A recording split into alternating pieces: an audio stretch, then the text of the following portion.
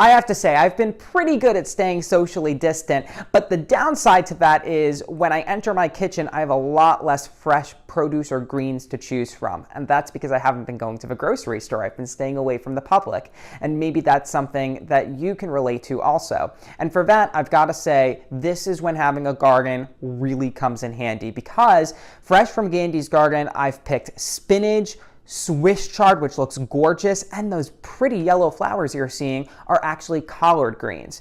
Now, when you see collard green flowers, that's actually not a good thing for the collard green plant itself. It means it's bolting, and that happens when the weather gets warmer. Collard greens do it, spinach, parsley, winter crops that like cooler temperatures. When they start getting into the warmer weather, that's their signal to start reproducing. So if they make these flowers instead of leaves, and all of a sudden the plant doesn't taste as good anymore. That's a problem when you want to eat the plant.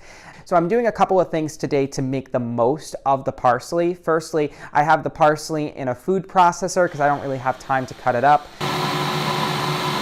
So I'm just going to put that in the food processor, put it in a couple of Ziploc bags, and send it into the freezer. So now I have fresh green parsley whenever I want it. It's just frozen, and I'll let it defrost and sprinkle it on.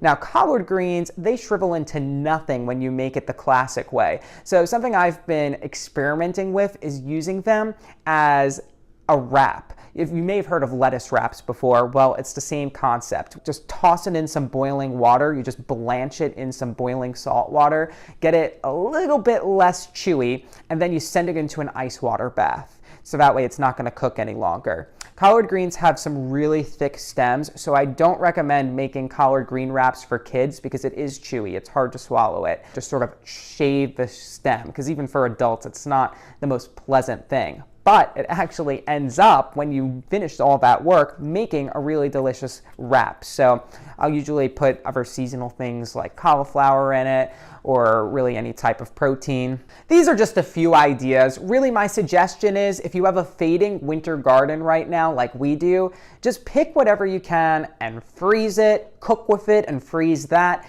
or just keep it in the fridge for a while if you think you're going to cook it all pretty quickly. Just make the most of it.